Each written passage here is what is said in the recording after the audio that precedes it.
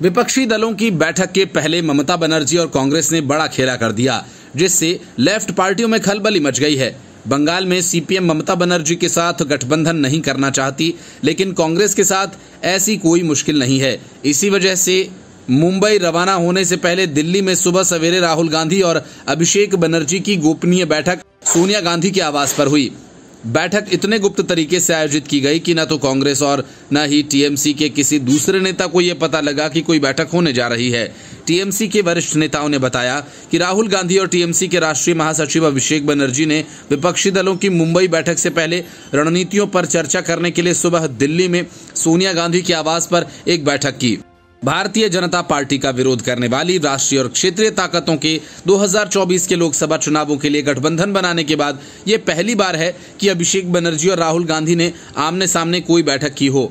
माना जा रहा है कि इस बैठक के बाद बंगाल में टीएमसी और कांग्रेस एक दूसरे के प्रति कोई नया रुख अपना सकते हैं। कांग्रेस के लिए लेफ्ट से ज्यादा जरूरी ममता बनर्जी का साथ है। वजह ये कि केरल में लेफ्ट पार्टियां समझौता नहीं करना चाहती हैं, जबकि सीट शेयरिंग का जो रनर अप फॉर्मूला तय किया गया है उसके हिसाब से लेफ्ट को बंगाल में एक भी सीट नहीं मिलने वाली। ऐसे में लेफ्ट पार्टियों को गले लगाए बैठना कांग्रेस के लिए फायदे का सौदा नहीं माना जा रहा, क्योंकि कई राज्यों में लेफ्ट की दावेदारी कांग्रेस की सीटों पर है।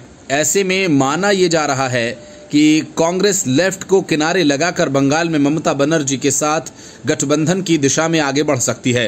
राहुल और अभिषेक की इस बैठक को राजनीतिक हलकों में काफी महत्वपूर्ण बताया जा रहा है। बातचीत के बाद राहुल कांग्रेस के एक कार्यक्रम में शामिल होने के लिए कर्नाटक रवाना हो गए।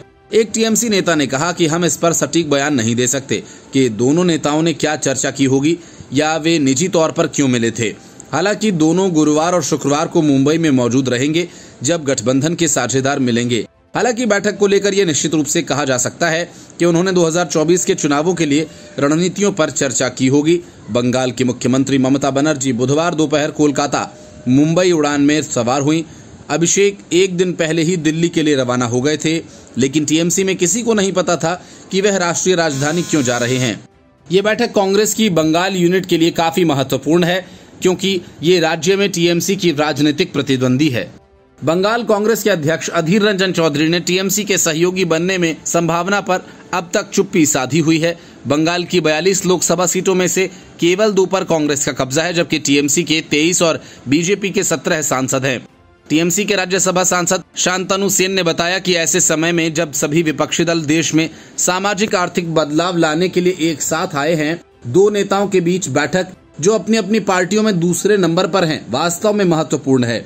2024 में बीजेपी को बाहर कर दिया जाएगा।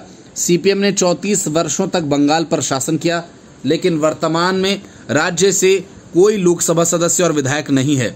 लेफ्ट पार्टियां भी अलायंस का हिस्सा हैं। सीपीएम केंद्रीय समिति के सदस्य सुजन चक्रवर्ती ने कहा कि बंगाल में टीएमसी के साथ गठबंधन बनाने का कोई सवाल ही नहीं है। Bureau report, news of India.